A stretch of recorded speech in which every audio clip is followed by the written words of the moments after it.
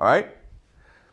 Now, what's amazing about Marx is that today we say he's wrong, right? Communism happened in the Soviet Union, it happened in China, but it didn't happen in Europe and in the United States, where Marx said it would happen first because Germany was more industrialized than Russia or China, okay? Does that make sense? That's what we say. But if you think about it deeply, okay, Marx was right. After World War II, every society, every industrial society, to some extent, adopted the ideals of communism. Okay, does that make sense? Okay, we call this socialism and not communism, but basically it adhered to the thinking of Marx, which is to make the worker the heart and center of your society. And why did they do that after World War II? Exactly, okay? Because workers create value. Okay? Money doesn't create any value. Money just creates more money. It's speculative. But the workers create value. They're productive. And therefore, you have to treat your workers properly. So in America and in Europe, workers became the heart and center of your society. And the workers, through unions, could demand political reforms. And so all of society was geared towards making the lives of the middle class, the working class, better, okay? That's why you had excellent healthcare, great public schools, cheap universities. Okay? So the 50s and 60s and 70s was basically the peak of society for the working class. But in the 80s, we start to change this. Why? Why would we want to change the system? It's a great system, right? Marx is right. Having the worker as the heart and center of your society, as the central organizing unit of your society, makes a lot more sense than having money as the heart and center, okay? But starting in the 80s, we start to go back to money. Why?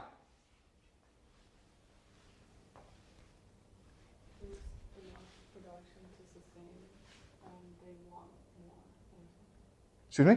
Like they have the production necessary for society, so they want more. Like who wants more?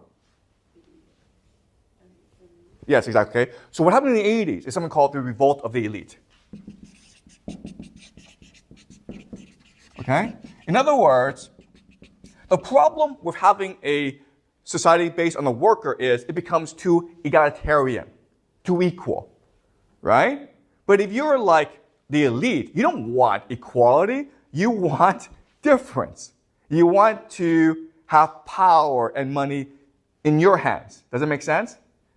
So the Revolt of the Elite happened in the 80s, and this is what we call in the United States the Reagan Revolution, okay? The Reagan Revolution.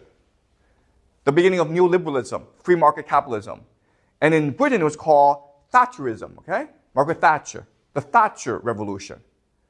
And so now you need to transition away from the worker to something else, okay? Another ideology that allows the elite to amass power, okay? So just to show you how radical this revolution was. In the 1970s, okay, if you were a CEO, the head of a company, okay, you were making on average $1 million a year. That's pretty good, right? That's really good money. And that $1 million was more than 20 times the worker. Okay?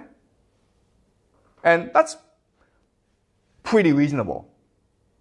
Today, the average CEO in the United States makes $20 million a year. And that is 200 to 300 times more than the average worker in the company. Okay, does that make sense? So, in the 80s, inequality started to explode, right? And so they were transitioning from the worker to a new organizing unit called the consumer. Okay? So they needed to destroy the working class, the middle class. And the way they did it was by introducing a new concept called the consumer, okay? So in the 50s, 60s, and 70s, the government promised you a good job. If you were a member of a society, if you were a citizen, I promise you a good job that you would have for the rest of your life, okay? So in the 80s, the government said, I promise you that you have low prices and a wide selection of goods. Okay, does that make sense?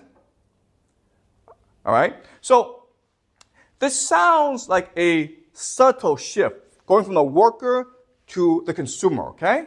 But what this meant was a revolution in society, a revolution in politics. So remember that, an example of the worker has to have political consciousness in order to protect his or her rights, in order to organize and unify and push for favorable political reforms, okay? That's what the worker must do, okay? But now let's think about the mentality of the consumer. And to do this, let's do another thought experiment. And the thought experiment is this.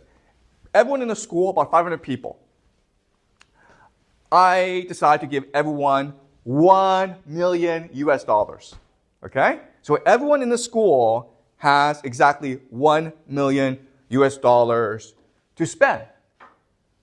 What happens now? Think about this. What happens now? Use your imagination. What happens? What's the first thing you do?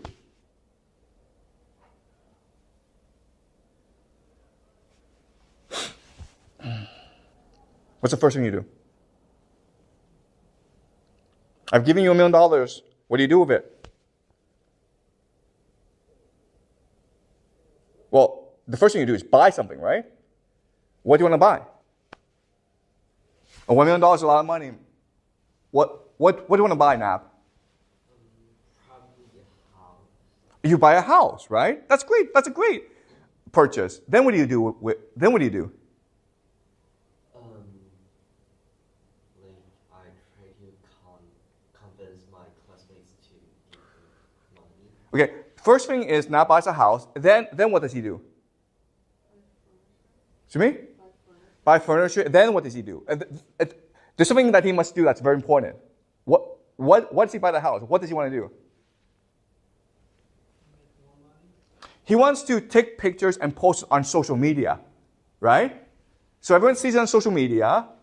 Then you see this. Nab has this huge house in Beijing with lots of fancy furniture. What do you do now? Also want to get a house. You also want to buy a house. But what kind of house? A bigger house, right? And then what do? Also post pictures. You also post pictures, okay?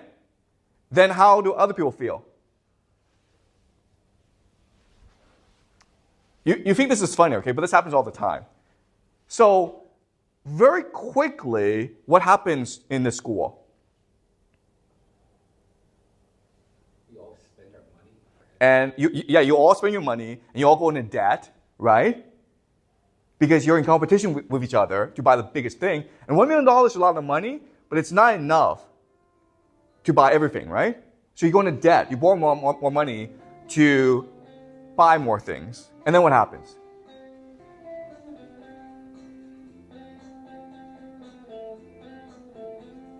And then what happens? How do you guys feel about each other? Do you guys have lunch together? Do you guys have dinner together? Do you guys like to share homework together? You guys hate each other, right? At the end of the day, what will happen is you all go into debt and you all hate each other, right? So that's consumerism. This is what consumerism is. Consumerism creates a competition in society for prestige, okay? To see who can post the nicest social media pictures. This leads to the individualization or the optimization of you, okay? In other words, you are now unable to act together. You don't want to organize. You don't want to act in solidarity, okay? And ultimately, this means that you develop economic logic, okay? And what is economic logic? It's to see the world only through the lens of capital. Okay, does it make sense? So when you see someone and you're like, okay, well, do I want to date this person? You don't ask, oh, is this person a nice person? You ask yourself, how much money does this person have? Okay, do you understand? You use economic logic in order to understand the world and to reason and analyze the world, okay? Now, let me ask you this question. Today, is this how China works? Is this how the world works? The answer is yes, okay? Are you like this? Yes, you are like this, okay? You've been brainwashed into thinking that this is the only way to behave and to think. You're in school. Why are you in school? So you can get a good job. So you can get a good job. Why? To make money. To make money. And so you can buy things, okay? You understand? That's how you all think. But there are different ways to think about school, right? You're like, I'm in school to learn, to open my mind, to have an imagination, to think critically about the world, right? And that was the way we thought about school when the workers were dominant. But now that consumers are dominant, all we think about is, how do I get a good job? How do I buy a bigger house? Because I want to post it on social media. Okay? So, if you think about this, what this really is the perfection of slavery. Okay? Does it make sense? What does this phrase mean? The perfection of slavery.